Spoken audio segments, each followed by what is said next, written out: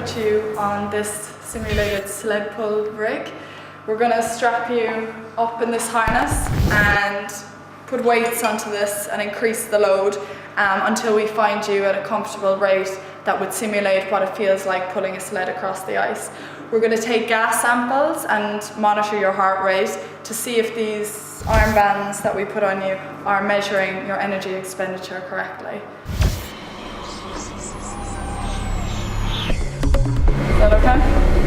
Is it comfortable? Nice?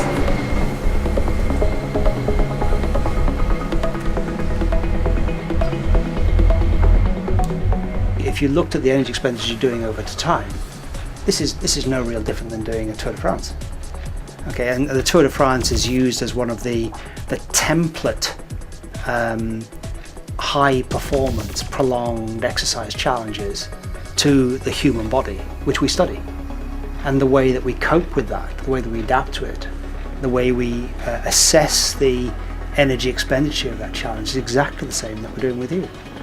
And then the simulation that's done of a Tour de France cyclist, getting the right feeding patterns, the right feeding paradigms, the recovery programs, etc., is exactly the same. So this is a complete application, and exactly the same as we would do with anything else.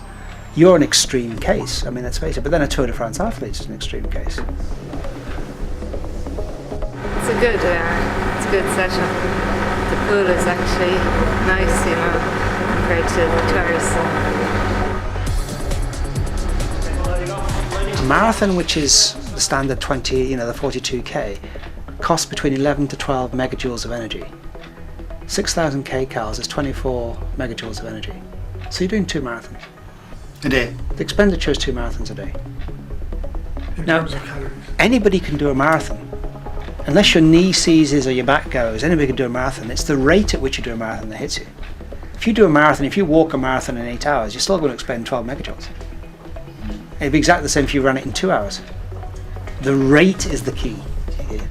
Okay, so what you're doing is effectively maintaining an energy expenditure equivalent to 2 marathons. Okay. Every single day that you go out. So you can actually up your rating. There you go. So I mean, this is of huge interest to us. Yeah, No doubt about it. Actually working with you on that. Thanks very much. And very good best wishes. So we hope it all goes well, obviously. You'll keep us informed in that.